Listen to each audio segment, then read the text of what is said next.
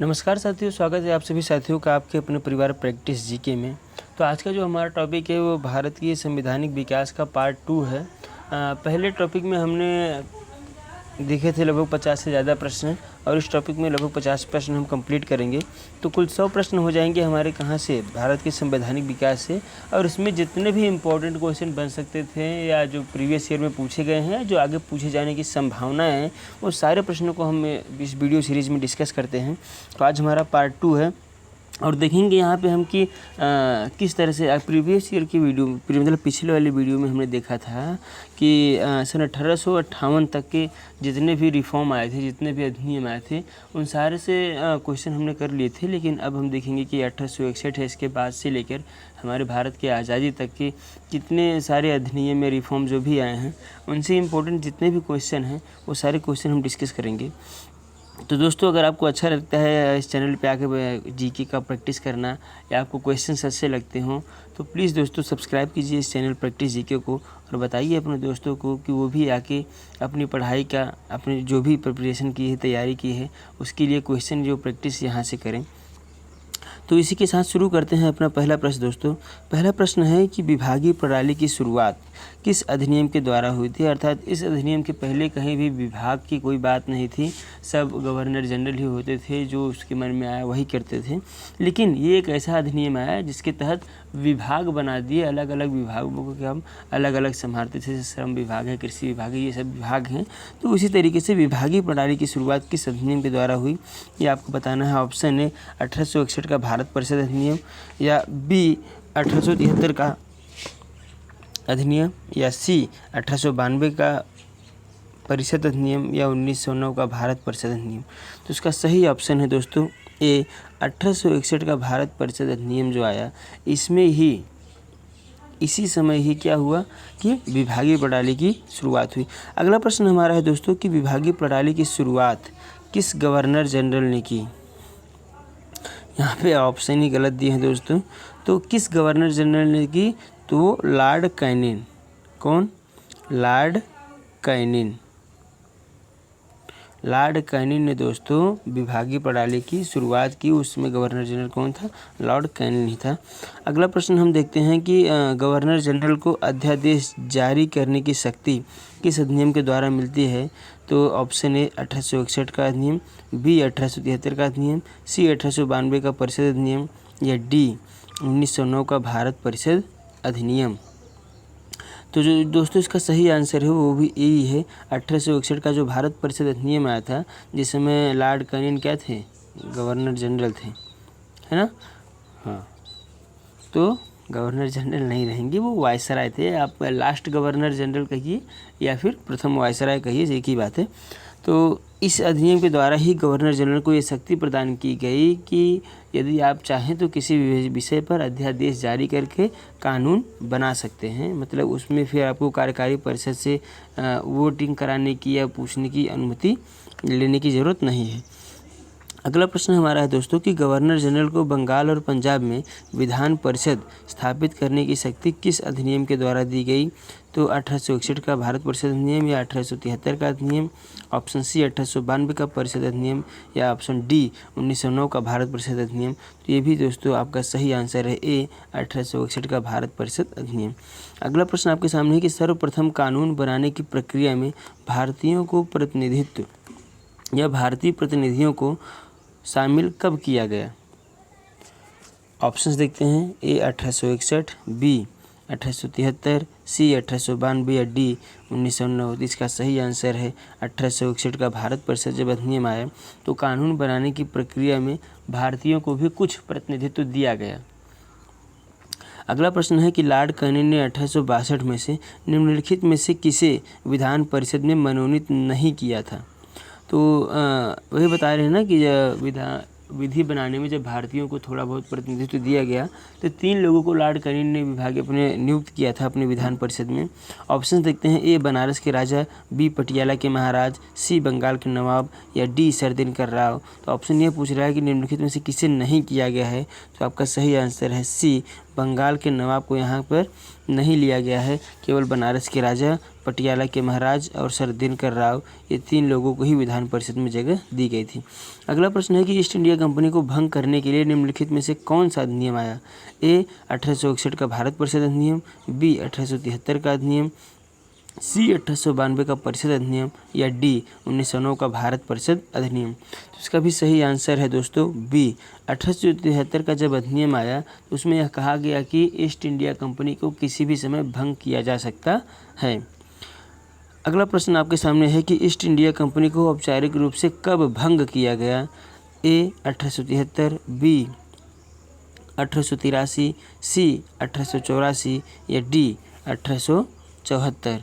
तो इसका सही आंसर है दोस्तों सी 1884। 1 जनवरी 1884 को ईस्ट इंडिया कंपनी को पूर्णतः औपचारिक रूप से बंद कर दिया गया। अगला अपन देखेंगे दोस्तों प्रश्न की शाही उपाधि अधिनियम कब आया? ए 1873, बी 1876, सी 1892 या डी 1874। इसका सही आंसर है दोस्तों बी 1873 में शाही उपाधि अधिनियम आया। अगला प्रश्न आपके सामने कि कब महारानी विक्टोरिया को भारत की साम्राज्ञी घोषित किया गया? ए 28 अप्रैल 1876, बी 25 फरवरी 1876, सी 15 मई 1876 या डी 29 जून 1876। तो 1876 में शाही उपाधि अधिनियम आया जिसके तहत 28 अप्रैल 1876 को महारानी विक्टोरिया को भारत की साम्राज्ञी घोषित कर दिया गया। अगला प्रश्न है कि भारत में अप्रत्यक्ष चुनाव प्रणाली की शुरुआत किस अधिनियम के द्वारा की गई? ए 1861 का भारत परिषद अधिनियम, बी 1873 का अधिनियम, सी 1892 का अधिनियम या डी 1909 का भारत परिषद अधिनियम। इसका सही आंसर है दोस्तों 1892 का परिषद अधिनियम। अगला प्रश्न है कि राजस्व एवं बजट पर बहस करने तथा प्रश्न पूछने की शक्ति किस अधिनियम के द्वारा दी गई? ऑप्शंस देखते हैं तो 1861, 1873, 1892 और 1909। तो इसका सही आंसर भी दोस्तों क्या होगा 1892 का परिषद अधिनियम। अगला प्रश्न आपके सामने कि निम्नलिखित में से किसे मार्ले मिंटो सुधार के नाम से जाना जाता है? ऑप्शंस देखेंगे तो ये सेम ही है। तो इसका सही आंसर है डी 1909 का जो भारत परिषद अधिनियम आया था उसे मार्ले मिंटो सुधार के नाम से जानते थे, जिसमें मार्ले क्या थे भारत के राज्य सचिव थे और मिंटो क्या थे यहाँ के वायसराय थे। अगला प्रश्न है कि पहली बार मुस्लिम समुदाय के लिए पृथक निर्वाचन का उपबंध कब किया गया? ए 1861 का भारत परिषद अधिनियम, बी 1873 का, सी 1892 का या डी 1909 का। इसका सही आंसर है डी 1909 का भारत परिषद अधिनियम, जिसे मार्ले मिंटो सुधार के नाम से जाना जाता है। इसमें ही क्या हुआ कि पहली बार मुस्लिम समुदाय के लिए पृथक निर्वाचन का उपबंध किया गया। अगला प्रश्न आपके सामने कि सांप्रदायिक निर्वाचन का जनक किसे कहा जाता है? ए लॉर्ड कैनिंग को, बी लॉर्ड मिंटो को, सी लॉर्ड मेयो को या डी लॉर्ड कर्जन को। इसका सही आंसर है दोस्तों बी लॉर्ड मिंटो को क्या कहा जाता है सांप्रदायिक निर्वाचन का जनक कहा जाता है। अगला प्रश्न हम देखेंगे कि भारतीयों को भारत सचिव एवं गवर्नर जनरल की कार्यकारी परिषद में नियुक्ति कब दी गई? ऑप्शंस देखते हैं तो 1861 का भारत परिषद अधिनियम, 1873 का अधिनियम, सी 1892 का परिषद अधिनियम या डी 1909 का भारत परिषद अधिनियम। सही ऑप्शन दोस्तों होगा डी 1909 का भारत परिषद अधिनियम, जिसके द्वारा क्या किया कि भारतीयों को भारत सचिव और गवर्नर जनरल की परिषद में जो है वो नियुक्ति दी जाने लगी। बजट पर मत देने का अधिकार किस अधिनियम के द्वारा दिया गया? तो इसका भी सही आंसर होगा दोस्तों डी 1909 के भारत परिषद अधिनियम के द्वारा। अगला प्रश्न है कि किस भारतीय को वायसराय की कार्यपालिका परिषद में पहली बार सदस्य बनाया गया? ए सत्येंद्र नाथ बोस, बी सत्येंद्र प्रसाद सिन्हा, सी जवाहरलाल नेहरू या डी आनंद मोहन बोस। इसका सही आंसर है दोस्तों बी सत्येंद्र प्रसाद सिन्हा को क्या किया गया कि वायसराय की कार्यपालिका परिषद में पहली बार सदस्य बनाया गया। अगला प्रश्न है कि मॉन्टेग्यू चेम्सफोर्ड सुधार के नाम से किसे जाना जाता है? ए 1919 का भारत शासन अधिनियम, बी 1935 का शासन अधिनियम, सी 1892 का परिषद अधिनियम या डी 1909 का भारत परिषद अधिनियम। तो इसका सही आंसर है ए 1919 का भारत शासन अधिनियम के द्वारा ही क्या किया गया इसको ही मॉन्टेग्यू-चेम्सफोर्ड सुधार के नाम से जाना जाता है। अगला प्रश्न है कि केंद्र में द्विसदनात्मक विधायिका की स्थापना किस अधिनियम के द्वारा हुई? ए 1919 का भारत शासन अधिनियम, बी 1935 का शासन अधिनियम, सी 1892 का परिषद अधिनियम या डी 1909 का भारत परिषद अधिनियम। इसका सही आंसर है दोस्तों ए 1919 का भारत शासन अधिनियम। दोस्तों ये जो अधिनियम आए हैं या जो एक्ट आए हैं, इनका सही नाम आपको पता होना चाहिए, क्योंकि एग्ज़ाम में कभी ऐसा दे देगा अगर जैसे कि 1919 का भारत शासन अधिनियम आया है, लेकिन यहाँ पे नाम दे देगा 1919 का भारत परिषद अधिनियम, और मतलब आपसे प्रश्न पूछेगा तो निम्नलिखित में से कौन सा एक सही नहीं लिखा गया है, और 1919 का भारत शासन अधिनियम इसको बदल कर देगा 19 का भारत परिषद अधिनियम या 1919 का शाही उपाधि अधिनियम। तो ये आपको एकदम क्रम में याद होने चाहिए कि 1773 में क्या आया था, रेगुलेटिंग एक्ट आया था, उसके बाद 1781 में एक्ट ऑफ सेटलमेंट आया था, फिर 1784 में पिट्स इंडिया एक्ट आया था, और 1793 में चार्टर अधिनियम आया था, फिर 1813 में चार्टर अधिनियम आया था, फिर 1833 का चार्टर अधिनियम आया था, फिर 1853 का चार्टर अधिनियम आया था, फिर 1858 का भारत शासन। जो देखिए क्या है कि 1858 से भारत शासन अधिनियम आना शुरू हुआ, तो 1858 में भारत शासन अधिनियम आया, फिर 1861 में भारत परिषद अधिनियम आया, फिर 1873 में क्या हुआ, 1873 में कितने आया कि 1873 का अधिनियम, फिर जो 1876 है उसको क्या कहते हैं, शाही उपाधि अधिनियम, फिर 1892 में भारत परिषद अधिनियम आया, 1909 में भारत परिषद अधिनियम आया, और 1919 का भारत शासन अधिनियम आया, उसके बाद 1935 का भारत शासन अधिनियम आया, उसके बाद 1947 आता है, इसमें लिखा गया है 1947 ईस्वी का भारतीय स्वतंत्रता अधिनियम। तो ये सारे अधिनियम आपको याद होने चाहिए सही नाम और सही क्रम के साथ में। देखते हैं अपना अगला प्रश्न क्या है कि 1919 के भारत शासन अधिनियम में राज्य परिषद के सदस्यों की संख्या कितनी थी? ऑप्शन ए 60, बी 50, सी 44 या डी 34। इसका सही आंसर है दोस्तों ए 60 थे।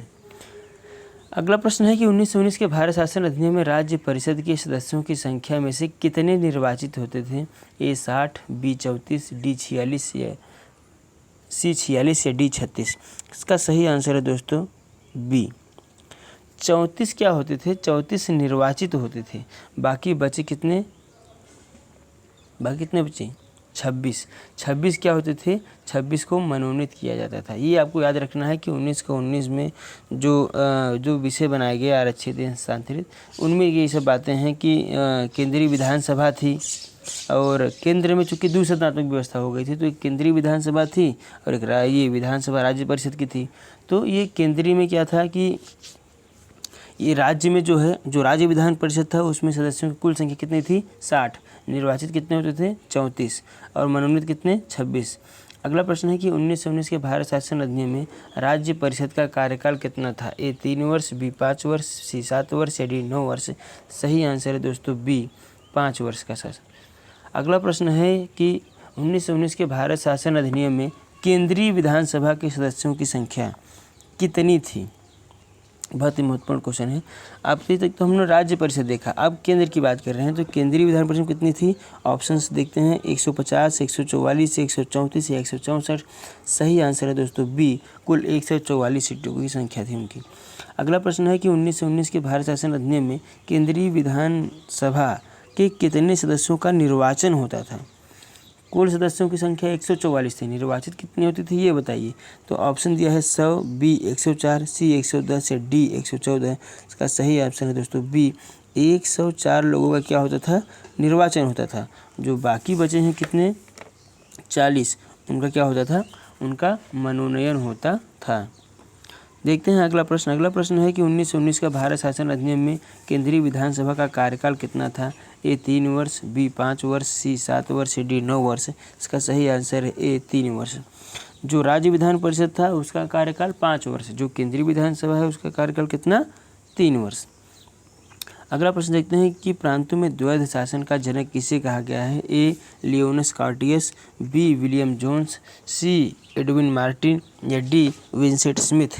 इसका सही आंसर है दोस्तों ए लियोनस कार्टियस को क्या कहा जाता है, प्रांतों में द्वैध शासन का जनक कहा जाता है। अगला प्रश्न देखते हैं हम कि किस अधिनियम के द्वारा प्रांतीय विषयों को आरक्षित तथा हस्तांतरित 2 भागों में बांटा गया है। ए 1919 का भारत शासन अधिनियम, बी 1935 का भारत शासन अधिनियम, सी 1892 का परिषद अधिनियम या डी 1909 का भारत परिषद अधिनियम। तो दोस्तों इसका जो सही आंसर है वो है ए 1919 का भारत शासन अधिनियम। अगला प्रश्न हम देखेंगे कि किस अधिनियम के द्वारा भारत सचिव को अधिकार दिया गया कि वह भारत में महालेखा परीक्षक की नियुक्ति कर सकता है। तो इसका भी सही आंसर दोस्तों क्या है, 1919 का भारत शासन अधिनियम। अगला प्रश्न है कि किस अधिनियम के द्वारा भारत में एक लोक सेवा आयोग का गठन का जो प्रस्ताव है ये रखा गया है। तो इसका भी दोस्तों सही आंसर यही है, क्या 1919 का भारत शासन अधिनियम। अगला प्रश्न दोस्तों क्या है, सिविल सेवकों की भर्ती के लिए केंद्रीय लोक सेवा आयोग का गठन किस आयोग की सिफारिश पर किया गया। ऑप्शंस देखते हैं, ए ली आयोग, बी हंटर आयोग, सी फ्रेजर आयोग या डी हर्सिल आयोग। दोस्तों इसका सही आंसर है ए ली आयोग। कौन सा आयोग है, ली आयोग है, जिसने सिफारिश तो की थी सन 1923-24 में, समझ रहे हो नहीं, लेकिन इसका जो प्रावधान किया गया वो 1926 में किया गया। ठीक है। अगला प्रश्न है कि सिख, भारतीय ईसाई, आंग्ल भारतीय और यूरोपी के लिए पृथक निर्वाचन का सिद्धांत किस अधिनियम के द्वारा किया गया। तो इसका भी दोस्तों जो सही आंसर है वो यही है, क्या 1919 का भारत शासन अधिनियम। अगला प्रश्न है निम्नलिखित किस अधिनियम के द्वारा केंद्रीय बजट को राज्य बजट से अलग किया गया। पहले क्या होता था कि केंद्रीय बजट राज्य बजट दोनों एक में ही आते थे, लेकिन फिर 1919 में जाके इसको अलग किया गया कि केंद्रीय बजट को राज्य के बजट से अलग कर दिया जाए। दोस्तों ये बहुत सारे महत्वपूर्ण प्रश्न हैं, ये कभी भी पूछे जा सकते हैं, तो आप लोग ज़रा ध्यान से इनको पढ़ते रहिए और बिल्कुल फोकस के साथ क्वेश्चन का आंसर दीजिए। अगला प्रश्न है कि किस अधिनियम के द्वारा भारत में पहली बार महिलाओं को वोट देने का अधिकार मिला। देखिए कितनी बहुत बड़ी बात कह दी इसने। क्या ये प्रश्न नहीं पूछा जा सकता एग्जाम में कि किस अधिनियम के द्वारा भारत में पहली बार महिलाओं को वोट देने का जो है क्या मिला, अधिकार मिला। तो दोस्तों इसका जो सही आंसर देखते हैं, इसका भी सही आंसर क्या है, 1919 का भारत शासन अधिनियम। इसके द्वारा ही महिलाओं को पहली बार वोट देने का अधिकार मिला। अगला प्रश्न है कि मॉन्टेगू चुंबक सुधार के समय इंग्लैंड के प्रधानमंत्री कौन थे। ए लॉयड जॉर्ज, बी क्लीमेंट एटली, सी पामस्टन या डी लॉर्ड नॉर्थ। सही आंसर है दोस्तों ए लॉयड जॉर्ज। अगला प्रश्न है कि 1935 के भारत शासन अधिनियम में कुल कितने अनुच्छेद थे। Option A 213, option B 321, option C 343 या ऑप्शन डी 243। इसका सही आंसर है दोस्तों बी, कुल 321 अनुच्छेद थे 1935 के भारत शासन अधिनियम में। अगला प्रश्न है कि 1935 के भारत शासन अधिनियम में कुल कितनी अनुसूचियाँ थीं। ए 8, बी 10, सी 12 या डी 18। आंसर जो सही होगा वो होगा बी 10। अगला प्रश्न है कि प्रांतों में द्वैध शासन को किस अधिनियम के द्वारा समाप्त किया गया। ए 1919 का भारत शासन अधिनियम, बी 1935 का शासन अधिनियम, सी 1947 का भारत परिषद अधिनियम या डी 1909 का भारत परिषद अधिनियम। सही आंसर दोस्तों बी 1935 के भारत शासन अधिनियम के द्वारा ही क्या किया गया, प्रांतों में द्वैध शासन खत्म कर दिया गया। अगला प्रश्न है कि किस अधिनियम के द्वारा केंद्र में द्वैध शासन की व्यवस्था की गई। तो इसका भी सही आंसर दोस्तों क्या होगा, 1935 में क्या किया गया, प्रांतों में ख़त्म कर दिया गया और केंद्र में लागू कर दिया गया। अगला प्रश्न है कि संधि, यहाँ संघ ही नहीं होगा, यहाँ पे होगा संघीय। क्या होगा, संघीय। यहाँ पे जो होगा वो क्या होगा, संघीय। तो वही बता रहा है कि संघीय न्यायालय की व्यवस्था किस अधिनियम में की गई। ऑप्शन 1919 का अधिनियम, 1935 का अधिनियम, 1947 का अधिनियम या 1909 का भारत परिषद अधिनियम। तो इसका जो सही आंसर है दोस्तों क्या है, 1935 का शासन अधिनियम। अगला प्रश्न है कि भारत परिषद का अंत किस अधिनियम के द्वारा किया गया? ये जो भारत परिषद था दोस्तों, इसका भी अंत किया गया जो भारत वो किस शासन के तहत किया गया? 1919 का भारत शासन अधिनियम, 1935 का शासन अधिनियम, यहाँ 1947 का जो परिषद अधिनियम लिखा है वो 1947 का परिषद अधिनियम है, वो भारतीय स्वतंत्रता अधिनियम था। यहाँ पे थोड़ा टाइपिंग मिस्टेक कर दिया है, तो ये आप लोग देख लेना। यह क्या था? इसका सही आंसर दोस्तों क्या होगा? बी होगा। 1935 के द्वारा ही भारत परिषद का अंत कर दिया गया। अगला प्रश्न आपके सामने, किस अधिनियम में प्रस्तावना का अभाव था? 1919 का अधिनियम में, या 1935 की, या 1947 की, या 1909 के? इसका सही आंसर है दोस्तों बी, 1935, जो कि एक इतना बड़ा अधिनियम था कि हमारे संविधान की आज भी लगभग सारी महत्वपूर्ण बातें हैं जो वो इसी से ली गई हैं, लेकिन इसमें प्रस्तावना का अभाव था दोस्तों। अगला प्रश्न देखते हैं कि किस अधिनियम के द्वारा बर्मा को भारत से अलग किया गया? 1919, 1935, 1947 या 1909? सही आंसर होगा दोस्तों 1935।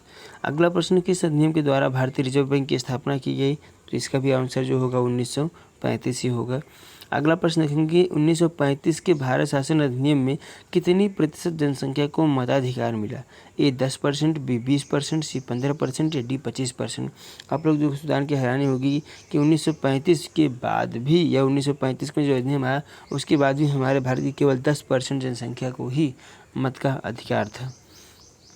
अगला प्रश्न है कि 1947 का भारतीय स्वतंत्रता अधिनियम ब्रिटिश संसद में कब प्रस्तावित हुआ या कब पेश किया गया? ऑप्शन देखते बिल्कुल बन सकता है प्रश्न, ऐसा प्रश्न बन सकता है आपके एग्जाम में, तो आप लोग इसको वो ध्यान से देखिएगा। ए 4 जुलाई 1947, बी 12 अगस्त 1947, सी 17 मई 1947 या डी 18 जुलाई 1947? जिसको इसका सही आंसर है ए 4 जुलाई 1947 को भारतीय स्वतंत्रता अधिनियम का जो बिल था वो ब्रिटिश संसद में पेश किया गया। अगला प्रश्न है कि 1947 का भारतीय स्वतंत्रता अधिनियम ब्रिटिश संसद में कब पास हुआ? तो पास होने की तिथि दोस्तों क्या है? 18 जुलाई है। पेश होने की तिथि 4 जुलाई और पास होने की तिथि 18 जुलाई। अगला प्रश्न है कि 1947 का भारतीय स्वतंत्रता अधिनियम में कितनी धाराएं थी? ए 10, बी 15, बी सी 20 या डी 25? तो सही आंसर है दोस्तों 20, कुल 20 धाराएं थी। अगला प्रश्न है कि 1947 के भारतीय स्वतंत्रता अधिनियम के अनुसार भारत एवं पाकिस्तान नामक दो अधिराज्य की सत्ता ब्रिटिश सरकार किसको सौंपेगी? ए गवर्नर जनरल को सौंपेगी, बी राष्ट्रपति को सौंपेगी, सी संसद को सौंपेगी या डी संविधान सभा को सौंपेगी? तो दोस्तों इसका सही आंसर है डी संविधान सभा को सौंपेगी। अगला प्रश्न है कि 1947 के भारतीय सुंदरता अधिनियम, सुंदरता नहीं होगा दोस्तों, भारतीय स्वतंत्रता अधिनियम होगा, के अनुसार जब तक विधानमंडल का निर्माण नहीं हो जाता तब तक विधानमंडल का कार्य कौन करेगा? अर्थात जब तक कोई भी ऐसी संस्था नहीं बन जाती जो क्या करे, कानून बनाए या कानून के बारे में देख रेख करे, तब तक ये जो विधानमंडल का कार्य है वो कौन करेगा? ए गवर्नर जनरल करेगा, बी राष्ट्रपति करेगा, सी प्रधानमंत्री करेगा या डी संविधान सभा करेगी? तो इसका भी सही आंसर होगा दोस्तों डी, क्या होगा सही आंसर? सही आंसर होगा डी संविधान सभा करेगी। तो ये होगा दोस्तों आज का जो सेशन है वो यहीं समाप्त करते हैं। 50% हमारे पूरे हो गए हैं। तो ये अभी समझ लीजिए आपकी सन 1773 के रेगुलेटिंग एक्ट से 1947 कि भारत शासन अधिनियम भारतीय स्वतंत्रता अधिनियम के तहत जितने भी इम्पोर्टेंट क्वेश्चन जो प्रीवियस ईयर में पूछे गए हैं, जो आगे पूछे जाने की बिल्कुल संभावना है, प्रश्न पूछे जाएंगे तो इसी में से पूछे जाएंगे दोस्तों। ये सारे प्रश्न में हमने आपको करा दिए हैं। बस अब ज़रूरत है आपको कि आपने 2 या 3 बार इस वीडियो को देखें ताकि ये सारे प्रश्न आपके दिमाग में बिल्कुल कंठस्थ हो जाएं, याद हो जाएं। आप जब भी इन प्रश्नों को देखें तो आप माइंड को समझा सकें, आप माइंड को उस लेवल तक लेके जा सकें कि हाँ ये प्रश्न हमने किया है और ये इसका सही आंसर ये है। तो फिर पढ़ते रहिए दोस्तों, पढ़ते रहिए, मस्त रहिए, दुरुस्त रहिए और सब्सक्राइब कीजिए अपने परिवार प्रैक्टिस जीके को। आगे भी हम ऐसी वीडियो अपलोड करते रहेंगे दोस्तों, इससे आपको और ज़्यादा हेल्प होगी। तो इसी के साथ सेशन को समाप्त करते हैं दोस्तों। नमस्कार।